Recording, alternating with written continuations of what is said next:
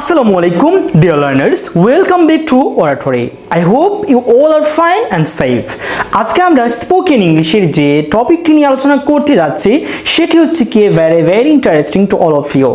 চলো আমরা দেরি না করে ক্লাসটা শুরু করে ফেলি। আজকে যে বিষয়টি নিয়ে আলোচনা করব সেটি হচ্ছে গিয়ে এরকম যে আপনার এরকম মনে হয় না যে আমি মনে হয় আমার কাজটি করে ফেলেছি, আমি মনে হয় পড়াশোনা শেষ করেছি, আমার মনে হয় বা আমি মনে হয় ওই মেয়েটিকে দেখেছি, আমার মনে হয় বা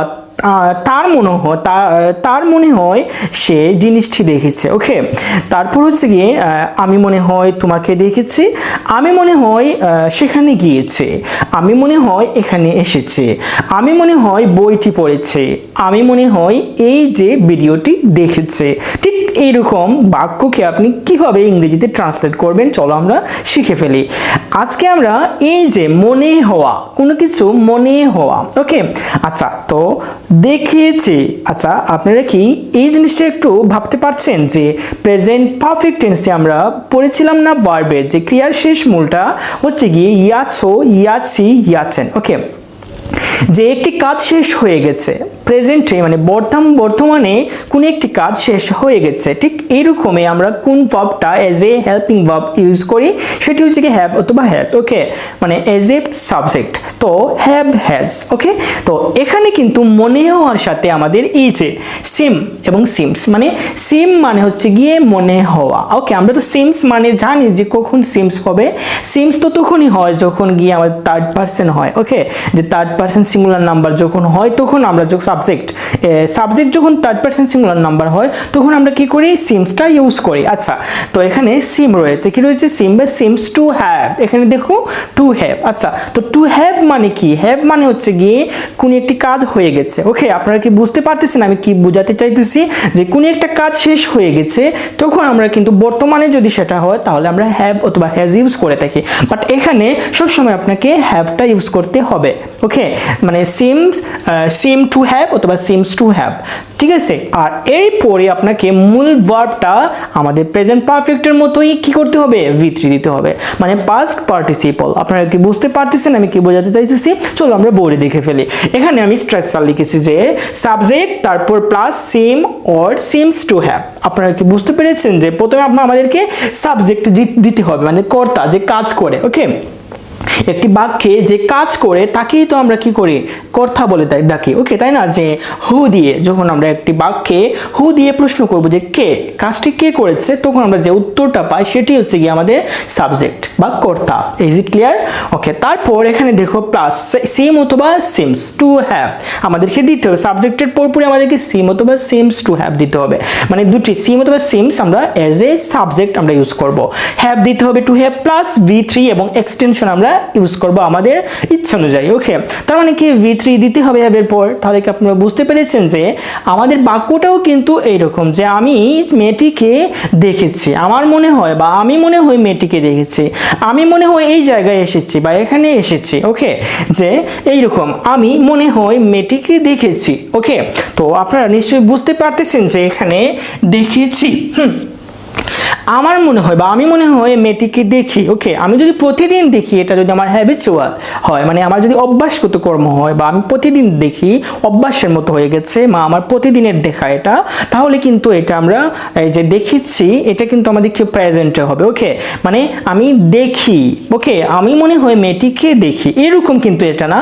এটা হচ্ছে কি মেয়েটিকে দেখেছি, মানে আমার দেখাটা হয়ে গেছে প্রেজেন্টে। ওকে, তার মানে কি আপনারা নিশ্চয়ই বুঝতে পেরেছেন যে একটি কাজ যখন হয়ে যায় তখন আমরা কি করি, ওইটাকে ইয়াছো, ইয়াছি এবং ইয়াছেন, মানে ইচ্ছি, দেখেছি, করেছি, খেয়েছি, পড়েছি, ঘুমিয়েছি, তারপর যে গিয়েছি, হেঁটেছি, এরকম না। আচ্ছা ওকে, তাহলে আমরা নিশ্চয়ই বুঝতে পেরেছি। চলো আমরা ওই যে সেন্টেন্সটিকে ট্রান্সলেট করে ফেলে।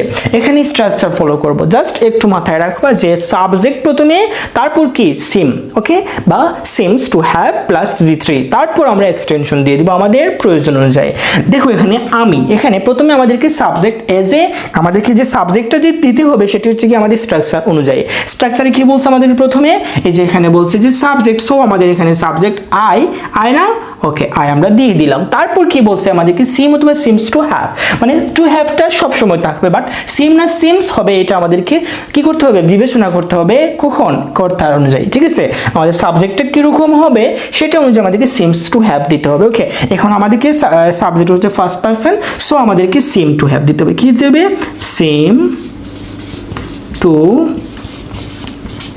হ্যাভ। তারপর কি এখানে আমাদেরকে বলছে যে দেখা, এখানে কি দেখা, ওই যে দেখা এটা হচ্ছে আমাদের ভার্ব, মেন ভার্ব। এখানে V3 বলছে না, V3 বলছে। ওকে, তাহলে আই সিম টু হ্যাভ কি হয়েছে, এখানে কি হবে, সিন, কি হবে, সি, সো সিন না, আমরা এখানে কি দিব, মূল ভার্বের সি থেকে আমরা এখানে সিন দিয়ে দিব। ওকে, আচ্ছা, তারপর এক্সটেনশন মানে এখানে অবজেক্ট, এখানে কি, এই যে এখানে মেয়েটিকে, okay, I seem to have seen, কি হবে এখানে, আমি এখানে এক্সটেনশন হিসেবে কি দিব, এই যে মেয়েটিকে। ওকে, আমার মেয়েটিকে পড়ে যাবে, আমার V3 এর পরই আমরা যে এক্সট্রা যা থাকবে অতিরিক্ত সেগুলো আমরা দিয়ে দিব। আমি মেয়েটিকে দেখেছি, তার মানে কি, the girl. Okay, the girl.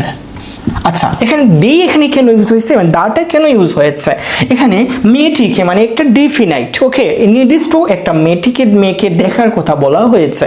আমরা হয়তো জানি যে নির্দিষ্ট কোনো কিছু আগে আমরা কি বসাই, দা বসাই। ওকে, আচ্ছা, তাহলে এখানে কি হয়েছে, I seem to have seen the girl, মানে আমি মেয়েটিকে বা আমি মনে হয় মেয়েটিকে দেখেছি। ঠিক এইরকম বাক্য আপনি ঠিক এইভাবে করবেন। যেমন এইরকম অন্যরকম হতে পারে, আমি মনে হয় এখানে এসেছি, তাহলে এখানে কি হবে, আই সিম টু হ্যাভ কি হবে, এখানে come here, I seem to have come here, আমি মনে হয় এখানে এসেছি, সে মনে হয় সেখানে গিয়েছে। ওকে, তাহলে এখানে কি হবে, হি সিমস টু হ্যাভ কি হবে, এখানে gone there. Okay, she seems to have gone there, সে মনে হয় সেখানে গিয়েছে। আপনারা কি বুঝতে পেরেছেন, আমি মনে হয় বইটি পড়েছি। ওকে, আমার কাছে একটি বই আছে, বা আমি লাইব্রেরিতে চলে গেলাম একটি বই ক্রয় করার জন্য, সেখানে গিয়ে দেখলাম যে বইটি আমার পড়া মনে হচ্ছে, আমি পড়ে ফেলেছি, এরকম পরিচিত মনে হচ্ছে। সো আমি এই জায়গায় এরকম ইউজ করতে পারি যে আই সিম টু হ্যাভ কি হবে, এখানে I SIM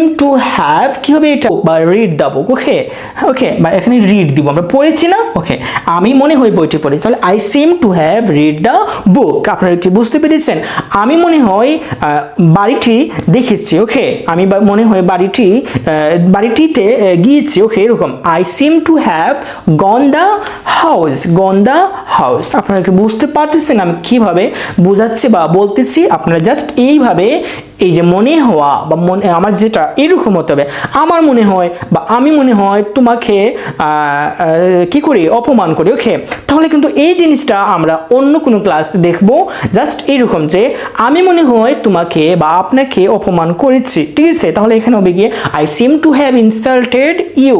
okay, I seem to have insulted you, মানে আমি মনে হয় আপনাকে অপমান করেছি। ঠিক, কারণ V3 দিতে হবে হ্যাভের পর, আমাদেরকে একটা জিনিস মাথায় রাখতে হবে যে V3 দিতে হবে কোথায়, আফটার হ্যাভ।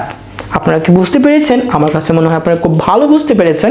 জাস্ট এটা প্র্যাকটিস করবেন প্রতিদিন। ওকে, তাহলে আপনারা এরকম বাক্য দিয়ে ভিন্ন ধরনের মানে সিচুয়েশন ফেস করতে পারবেন। ওকে, তাহলে আজকের জন্য এতটুকু। যদি ভিডিওটি ভালো লেগে থাকে অবশ্যই সাবস্ক্রাইব করবেন আমাদের চ্যানেলটি, আর আপনাদের মতামত জানাতে কখনো ভুলবেন না, লাইক কমেন্ট করে আপনাদের মতামত জানাবেন, কারণ আপনাদের এক একটা মতামত আমাদের জন্য অনেক বড় ধরনের কি ইন্সপাইরেশন। কারণ আপনারা যদি আমাদেরকে সাপোর্ট না করেন তাহলে কখনোই আমরা সামনে এগিয়ে যেতে পারবো না। আজকের জন্য এতটুকু। আসসালামু আলাইকুম, ধন্যবাদ সবাইকে।